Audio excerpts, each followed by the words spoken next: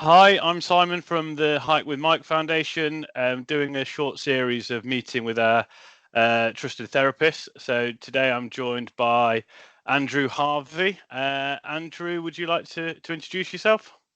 Yeah, hi. Thank you for inviting me along. I'm a psychotherapeutic counsellor based here in Nottingham. I also work with clients internationally, actually online, and do some work for some rehabs online. And I have a special interest in helping clients who have difficult relationships with substances or behaviours, sometimes referred to as addiction or compulsive behaviours, but right on the spectrum, really. But yeah, I work with a lot of clients who struggle with that, and pleased to be working with Hype the Mic. Yeah. Thanks, Andrew. So, for the purpose of today's conversation, plan to go through everything relating to alcohol and substance abuse, covering off sort of 10 hard-hitting points and questions around providing some tips, advice, or things to look out for people to take on board. But if we kick off, go straight into it, be good to get an understanding as to what your understanding of addiction is and what you believe the key factors that lead someone to develop addictive or compulsive behaviors are. Okay, so big question there. Um, what do I understand is an addiction? It's interesting because in some ways the term has become quite distorted and polluted, or people have different understandings of what an addiction is. People, you ask one person, one clinical role, they've got a different to another clinical role. There's also what the general public believe to be an addiction. But I think if we talk about harms, maybe more broadly, I like to think about harms, and they're on a continuum. So to a particular behavior or alcohol use, if we take that example, some people can be down here and it's problematic, but they might not have like a chemical dependency or a psychological dependency, but it's certainly a difficult habit that they're struggling to break. So I think my understanding of addiction is on a continuum. Um, Okay. but there can be a lot of problems with behaviors and substance use that wouldn't meet the threshold for addiction, but it doesn't necessarily mean that it's not impacting on themselves or others and needs addressing. So it's on a continuum. Does that kind of make sense, Simon? I know it's a long answer. Yeah, absolutely. And I think you touched upon there something that's really crucial is the scale of what addiction is to one person or problematic drinking is to one person to what that could be to another. And I guess it relates to the stigma that's just surrounds alcoholism, substance abuse in general, um, the harm it can do, and sort of at no stage is it too early to address your own addiction or problematic drinking, whatever you want to call it. And I think it's key that people are open to that and don't necessarily fit the stereotype or need to hit the stereotype of what one would assume an alcoholic is. I don't know if you'd agree with that. Absolutely. I think it's a wonderful point. And if there's a truism around alcoholism or problematic substance use or behaviors, is I see that they are progressive in their harms and they tend to not get better unless they are addressed. So that is one thing that I see as a commonality right across that. So one might start here, and if that's not addressed, because the nature of addictive and compulsive behaviors and substance use, it gets worse over time. So absolutely. The other part of your question, I think, was what's the cause? What's the root of addiction or problematic behaviors, compulsivity? Again, for me, there's not a straightforward answer to that. Many things. I think it starts with availability. No one's getting a compulsive relationship or an addictive relationship with something that's not available. People weren't getting addicted or, shall we say, having compulsive problems with pornography use until we had high-speed pornography. So what somebody gets addicted to, or what substance they tend to have a problem with, can be a matter of postcode sometimes. So if I have some lived experience, if I'd have grown up in a different postcode, I might have gone down the road of drugs as opposed to alcohol. So sometimes availability is at the heart of this. Without availability, we don't have a problem. And then what might cause someone to end up down there? Well, partly and perhaps controversially, people get addicted to stuff that works. It Yeah. works until it doesn't. So partly it's because it's nice, or they get a good feeling from it, or it kind of releases the stress that they're looking to relieve, or lowers the anxiety, or provides some euphoria or escape. So part of the reason people get addicted is because it does work, and that's the problem. No one's getting addicted to broccoli because that ain't relieving stress or making people feel better. But then I always say it does work until it doesn't. It's almost like a medicine for something, and then it poisons people. Absolutely. Something you hear a lot in recovery is that it worked for me until it didn't. And then, um, and I think that's the key to address it. And as you mentioned, it's a progressive illness. So it's like noticing in yourself that it is no longer working for you. I guess from your point of view as a specialist, what would you say are some of the early signs that you can see where someone is becoming problematic with substances and alcohol? When it takes on more priority than it should, I think is a good one.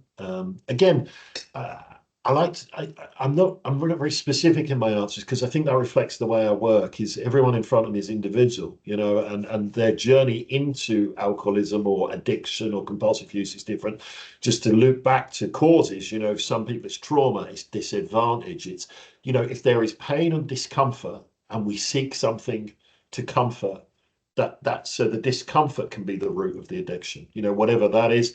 And then also the positively reinforcing sensations and what it is they get in using the substance or the behavior, that talks to me about a need. You know, what's the need that's not being fulfilled in a healthy way? So to come back to this question, I've just looped back, but to come back to this, to the answer to this question, early signs is I sometimes say to people, you know, when did you stop enjoying this thing and start using this thing? Because enjoying Yeah. something and using it is different to me anyway. And the two can go hand in hand, can't they? So Early you doors, can yeah. in early doors, yeah, you could enjoy it for 2 days of the week, for example. Yeah, it's causing you a real problem for five. And I think it's when you're noticing behavior changes in yourself, when you're noticing that your day to day makes allowances for your substance, if that be alcohol or drugs, then it's something you sort of need to address. What would your main tip or your recommendation be for someone that's perhaps not sure, perhaps curious if they are developing an unhealthy relationship or if it's something they need to look into? What would your advice be in that situation? Yeah. So if those early signs are becoming evident or others are expressing a concern, that's often a good indicator. So if that's happening, or you even have the slightest doubt, first thing I'd say is congratulations that you're having that doubt, you know, because there's a golden opportunity to investigate. There's a golden opportunity to explore. Now, that's often done, I think, more productively in the company of another. So either a trusted friend or someone in the field or a therapist, possibly not someone with an agenda. I think I find it a lot easier when folks sit with me and I don't have an agenda to take anybody in a particular direction with their substance use or behaviors. My agenda is to be helpful to them, you know, and Yeah. I find that lowers defenses around it. So be curious and perhaps be curious with someone who can be curious with you would be my answer to that.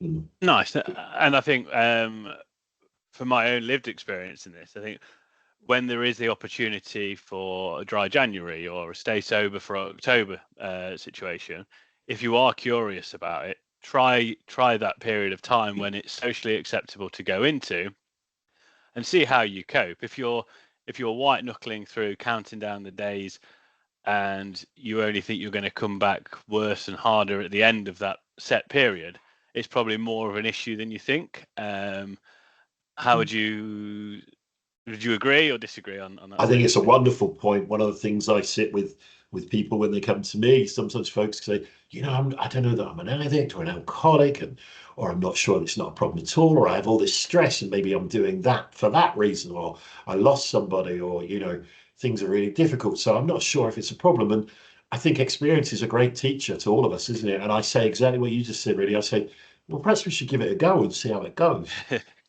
you know, and sometimes it goes well and they go, actually, it's all right. And they can return to a relationship with said behaviors or substance in a different way, in a healthier way. Sometimes, sometimes they can't. And their new relationship should be one of abstinence with a substance, for example. So I think what you said is brilliant is if you're curious, let's do an experiment, see how that goes. Yeah.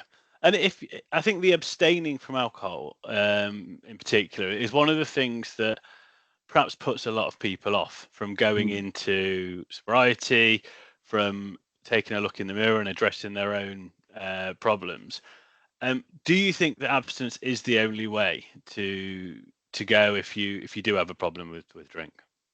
Depends on the degree to the problem. The degree to the solution really matches the degree to the problem. Some people who've had a problematic relationship with alcohol can return to a better relationship with alcohol. I would say if you've had an alcoholic relationship with alcohol or an addictive relationship with alcohol, it's my experience that people can't return to a casual relationship with alcohol. It's my experience that people will hold on to that forever and keep trying. And the sad fact and the honest fact is people die trying that, you know. Again, you know, it's a bit of a woolly answer. For some folks, Yeah. yes. For some folks, no. I think it's dangerous to sit in a position of always, yes, it's got to be abstinence. It's the only way. No. And for some folks with drug problems, harm reduction is a really viable option that sometimes leads to abstinence, sometimes leads to just living in their lives in a harm reductive way. So, you know, yeah, we have to be realistic, I think. I think with drugs, it's because it's not as socially acceptable or readily available. It makes it a lot easier to say it's a defined, you must not take this substance for the rest of your life. Whereas society in general supports the use of alcohol in every scenario. So it's a lot harder for people to break away from that stigma, really. Which kind of leads me on to the next question around stigma. And why do you think addiction does carry such a strong stigma? And what can we do to begin to change the narrative around that? Yeah, that's an interesting one. I often see within the therapeutic community and recovery community these debates around the term alcoholic, for instance. You know, it's been suggested that, you know, that's a label and you shouldn't label people, or addict is a stigmatizing term and it can be really harmful. And I would agree that has harmed folks, you know. But I truly believe, whether if you believe the term alcoholic is stigmatizing, it perhaps says something more about what you think an alcoholic is. That for me, I see many courageous alcoholics who are now in recovery. I see courage, and you know, I see work that they've put in to be sober. You know, so when someone says to me, "I'm a recovering alcoholic," for example, I don't see that as stigmatizing, but maybe I sit in a different position. You know, I sit in a very privileged position. So whether something's stigmatizing or not is really in the eye of the beholder sometimes. Okay. The beholder being society, yeah, I think there's a lot of problem around it. There's a lot of problem around, and I think it's what you said earlier, is it stops people seeking support because we have the park bench. Well, or I've never drank in the morning, or I have, but some folks go, well, I can't be an alcoholic. Well, it depends what one defines it as. So what do we need to do? We need to have conversations like these. We need, if people are willing, and this is not anybody's work to do or job to do, but those in recovery, if they are able to share their story and come out and talk about that a little bit more, I think that can be helpful too. So we need to break some of these stereotypes, because I think the stigma is in a stereotype that's Agreed. wrong. Agreed. No, great answer. And I think you touched upon when you speak to recovering alcoholics, you see courageousness and your opinion is someone always a recovering alcoholic, or can one be recovered? How do you see that one? I'd ask them, because I think that's an individual thing too. Again, you know, as a therapist, I don't sit in a hardcore, you've got to be this or you've got to be that. You're a human being, you've had this struggle. What's your answer? Some folks have done this, it's gone really well. Some folks have tried that, it's not worked. Some folks go, I'm a recovering alcoholic, and they choose that actually alcoholism is, if they return to drinking, they, you know, and part of their recovery is not to drink, and it's important for them to remember that and hold that, and it saves their lives, and hats off to them. Some folks say, you know, I've put that behind me now and I've moved on. I had a problem with alcohol and I choose not to drink today, but I choose not to use that term. So I think it's a very individual thing, and I think it's whatever works for folks, really. Notwithstanding denial in that. So what I Okay. don't want to do as a clinician is collude and join in with some denial around, because that's the other thing is, you know, just looping right back now is, you know, what would be my tip to people I say have some reflection, sit down and think about it and reflect on your journey with alcohol or whatever that substance is, or cocaine or gambling. One of the features of problematic behaviors and relationships with these substances and behaviors is there can be an element of denial, and we don't want to look at that. It's existentially really threatening to think I don't have control over an aspect of my life, so we won't want to look at that. We won't want. So one of the features of it is that we can't see it clearly, which is why I said with another can be helpful, because another, if they're open and they allow us to be honest and they allow us to not be defensive, help us arrive at our truth. I know I've flipped back now, but yeah, No, so there can be a denial, and I have to be careful as a clinician that I don't collude with that too. okay, no, thank you. So regarding to patterns of use, and would you say that there are certain patterns or cycles that people with addiction commonly go through, especially early on, I think? Yeah, well, there is a model called the cycle of addiction, actually. So patterns and cycles, yeah, which does articulate that to some degree, and I'm going to get it wrong because I'm dyslexic. You can never remember things in the order they should be, but it's something around somebody uses, say they drink or something, having had a bit of an attempt to try and cut down, and then they feel guilt and remorse, and then they have a period where they're trying to put everything back together and reconciliation, and that's not going to happen again, and then they go around again. That's called the cycle of addiction. Google it and look at the correct version of it. But yeah, people, and that might be an indicator to anybody who's watching this or seeing this clip thinking, yeah, that's kind of my journey too. I would say, yeah, that's definitely. So that's, and then equally, more optimistically, there is a cycle of recovery, the stages of change model, which articulates the stages of people come to and go through in recovery of pre-contemplation. They're kind of like not thinking about making a change, contemplation, making a change. So they might get in touch with you guys at that point, and they're in some action. And then a key to that cycle of change, and it's a really lovely model that people perhaps could look up, is maintenance. And a lot of my work is helping people build a life that they can maintain their change in. Because sadly, the cycle of change is a cycle, which is not very optimistic. I've seen some beautiful updated versions of that that got an arrow, and it's called exit. And I think if people get that maintenance right, they can exit that. They don't need to keep going round and round, because if you don't get the maintenance right, you go to relapse. So yeah. And So these are patterns I see again and again. And I'd say to that, it's not a lack of will or a lack of wanting to change. It's often that people haven't got the right tools in front of them, or the right support, or the right network. Yeah. Nice. No, absolutely. And you mentioned relapse. I think it's one of the hottest topics in recovery in general. A couple of questions around relapse. Firstly, what would your advice be to someone that does relapse? Don't be too hard on yourself.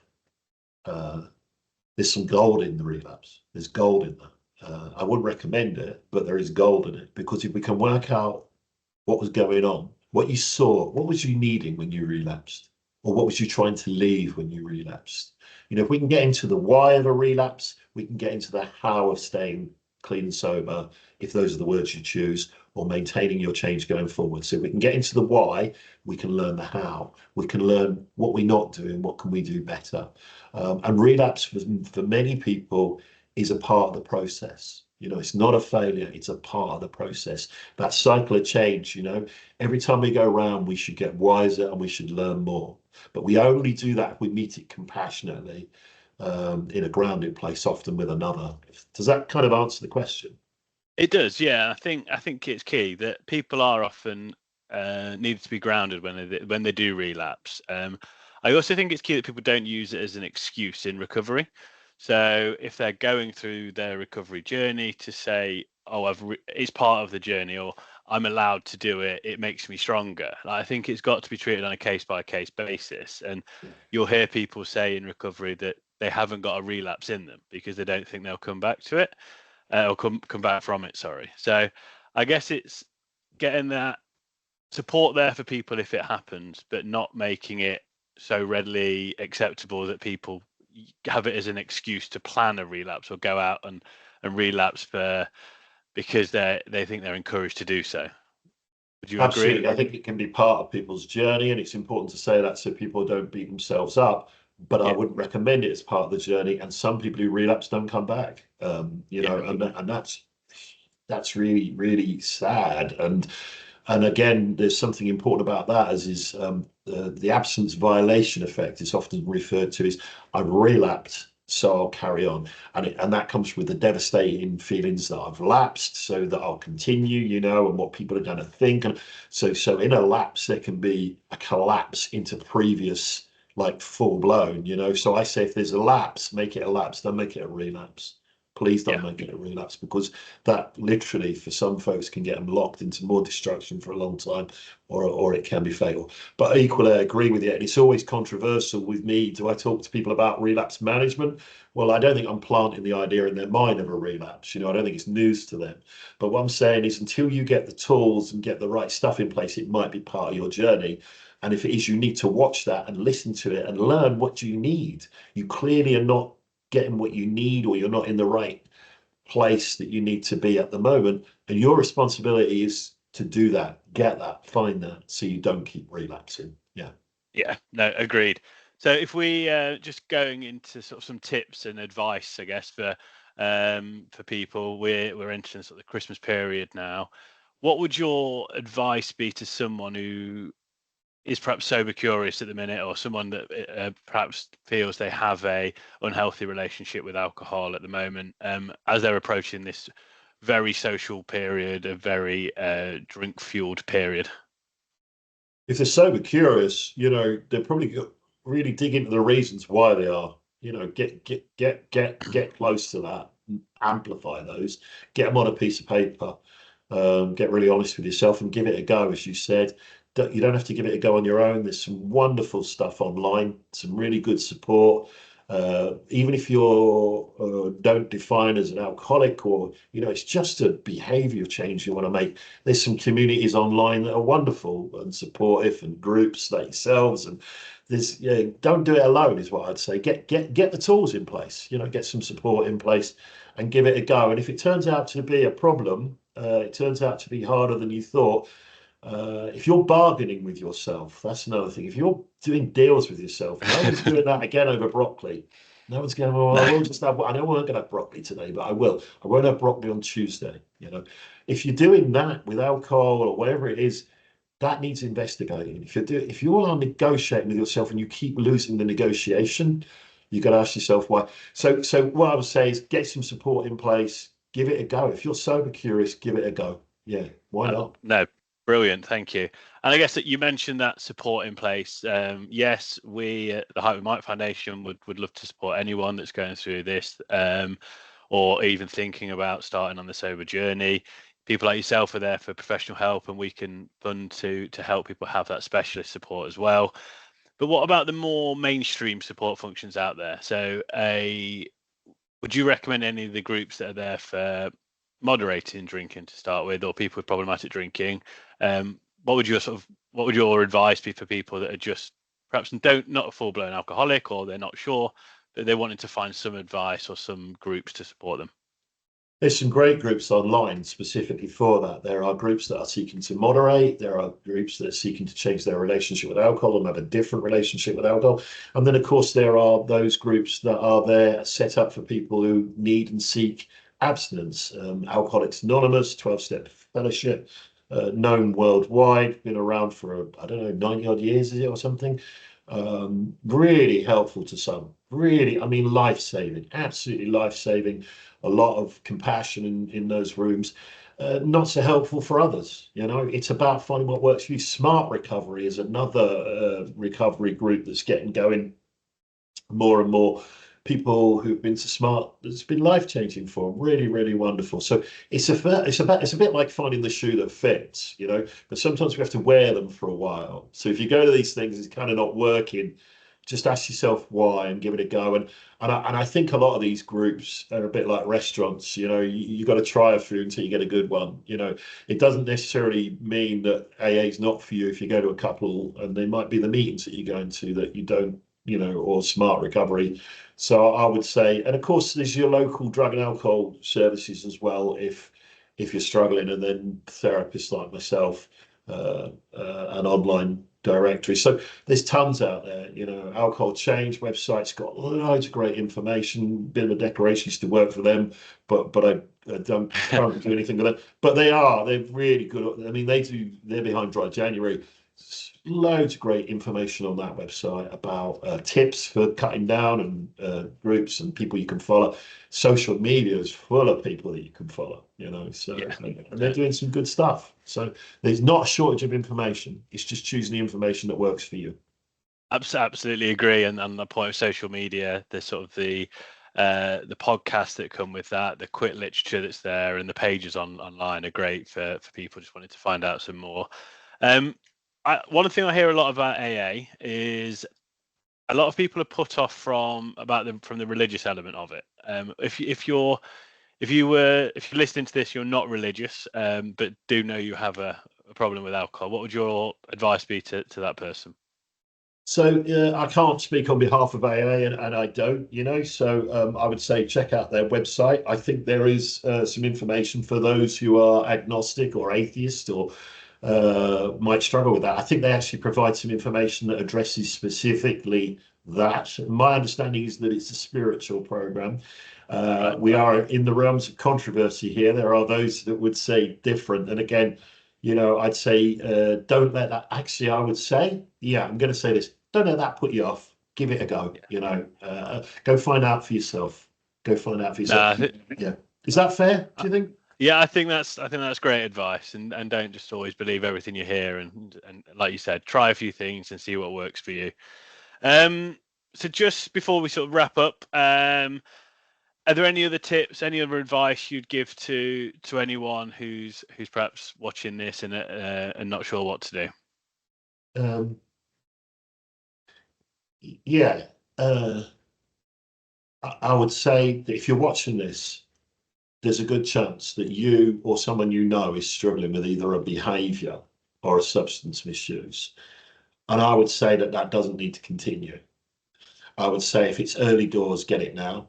I'd say if you are in the depths of despair with it, seek some support immediately. It doesn't have to be that way. I think one of the things that keeps people locked in addiction and problematic behaviors for a long time is the loss of hope, not willpower, not motivation, not they're having a good time, because they're not. It's a lonely, lonely, devastating place. The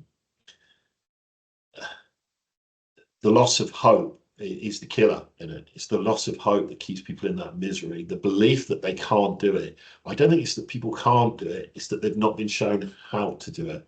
So seek out your how. Seek out your how, and recovery is absolutely possible. So my advice would be, please, you don't have to stay in that place. Get some support. And on that, we often hear people saying they've not hit their rock bottom, or they're not going to get help because things haven't got that bad yet. What would you say to that person? You mentioned if someone spots it early, so surely the key is to spotting it early and helping yourself as early as you can.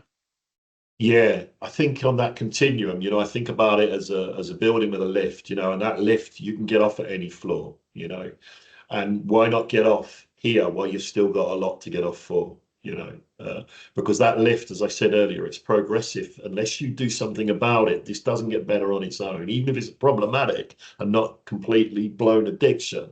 Unless your circumstances change or you address it, it often gets worse and worse. And the saddest thing is in the world is people lose more and more as they go down on that lift, the floors. And what can be devastating is if people arrive at this floor where there's nothing to get off for anymore, and that is absolutely devastating. So I would say, do it now. Yeah, absolutely. You don't need a rock bottom. Please don't need a rock bottom, because then you make the behavior change, and then you've got to fix all that stuff. Get off while you still can, But that can be one of the reasons they don't, is they go, well, I'm not as bad as Fred or Frida, or I'm not doing this, I'm not doing that. Well, stop that. Just look at what you are doing. Just look what you are doing. If this aligns with your values, knock yourself out, carry on. But if it don't, you've got to ask yourself why. I think that's brilliant advice. Something that's not necessarily at the forefront of what everyone hears either, with that addressing it as soon as you can. Final question is the accountability piece. So if someone is to start this journey and they've accepted that they've got a problem with alcohol, they want to make a start, should they be telling everyone? Should they make everyone aware of what they're doing? Is that important, or what would you advise in that situation? I think it can be hugely helpful for some folks. Others, it might put a lot of pressure on them. Generally, I hear people who share with one or two trusted friends, it really helps them. Or yeah, I mean, it really does, you know. So I guess it's who you're sharing it with, what your motivations around that. But I think it can be hugely beneficial, but just be careful. What you don't want it to do is be weaponized against you, or you want to rush into that and share it with the wrong people who hold stigmatizing ideas or distorted views of what that might mean, and then it have consequences that take you further down on the lift, if you get my point. But generally, I've heard it to be really helpful, particularly if it's people around you are cheerleaders who can, I like the idea of that, and I know for many it can be really helpful. Brilliant, thank you. Well, Andrew, thank you very much for your time. Thank you for providing the advice and the insight into your area. If anyone's watching this thinks that Andrew's support would be useful, please do reach out to the Height with Might Foundation. We'll happily fund and support you through a difficult time. And for anyone that's found any of the content or useful, I'll put some links in the below for people to see. So, Andrew, thank you very much. I really appreciate it, and we'll speak soon. Thank you very much. I'm really pleased and so honoured to be part of what you guys are doing and to be invited into that recently. I'm really pleased. It's great company. I'm really enjoying being part of it. Thank you. Thank you.